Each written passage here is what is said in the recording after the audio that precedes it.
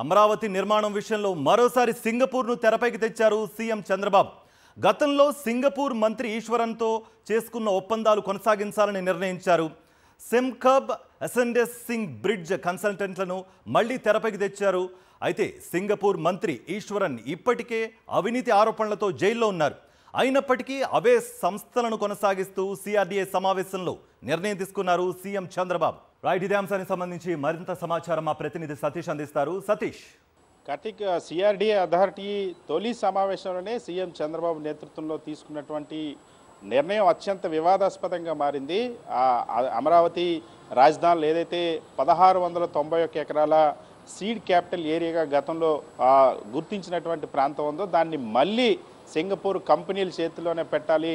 Real estate మోడల్లో గతంలో తీసుకొచ్చినటువంటి సింగపూర్ కంపెనీలు ఏవైతే ఉన్నాయో అసెండస్, సింగ్ బ్రిడ్జ్, సెమ్కార్ప్ సంబంధించినటువంటి సంస్థలు వాటి చేతుల్లోనే మళ్ళీ వాటికే డెవలపర్గా అప్పగించాలని సిఆర్డీఏ నిర్ణయించింది. గతంలో వాస్తవానికి ఈ ఒప్పందం ఇప్పటికే రద్దయింది. గత ప్రభుత్వం అది జరిగినటువంటి ఈ చీకటి ఒప్పందం ఒక అవినీతి ఒప్పందంగా గుర్తించి దాన్ని రద్దు చేసింది. మళ్ళీ ఇప్పుడు అదే సింగపూర్ కంపెనీలకు ఇందులో ప్రత్యేకించి ఇప్పుడు అది వివాదాస్పదం అవడానికి ఒక కారణం ఉంది.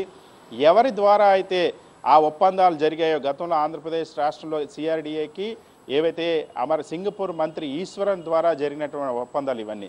సింగపూర్ మంత్రి ఈశ్వరను సింగపూర్ ప్రభుత్వం జైలుకు పంపింది. అత్యంత అవినీతి దోపిడీ కేసుల్లో ఈశ్వరన్ భాగస్వామిగా ఉండటంతో జైలుకు పంపినటువంటి పరిస్థితి. అటువంటి ఈశ్వరంతో చంద్రబాబు కుదుర్చుకున్నటువంటి ఒప్పందాలను మళ్ళీ ఇప్పుడు అమరావతి సీడ్ క్యాపిటల్ డెవలప్మెంట్కి సంబంధించి తీసుకురావడం అనేది ఇందులో చాలా స్పష్టంగా సుప్రీంకోర్టు ఆ మార్గదర్శకాలను కూడా తొంగలోకి తొక్కి గ్లోబల్ టెండర్లను కూడా పిలవకుండా గతంలో ఈ కంపెనీలకి స్విస్ ఛాలెంజ్ పద్ధతుల్లో కట్టబెట్టారు. ఇందులో ఆశ్చర్యంగా ఈ 1691 కోట్లలో 58% సింగపూర్ కంపెనీలకే వెళ్ళిపోతుంది. నిధులు ఆంధ్రప్రదేశ్ రాష్ట్ర ప్రభుత్వం పెడుతుంది, ఆంధ్రప్రదేశ్ ప్రజలవి, అదేవిధంగా భూమి ఆంధ్రప్రదేశ్ ప్రజలది. కానీ ఇందులో 58% వాటా సింగపూర్ కంపెనీలకి వెళ్ళిపోయేటువంటి ఒప్పందం అదే. సో ఈ ఒప్పందంలో గతంలోనే చాలా తీవ్రమైన ఆరోపణలు వచ్చాయి. ఇందులో గ్లోబల్ టెండర్లు కూడా పిలవకుండానే అడ్డదారిలో వీటిని అప్పగించినటువంటి సందర్భం. సుమారుగా 66,000 కోట్లకు అప్పుడున్నటువంటి అంచనాల ప్రకారం ఆ దారి మళ్లించేందుకు జరిగినటువంటి ఇది ఒక ఒప్పందంగా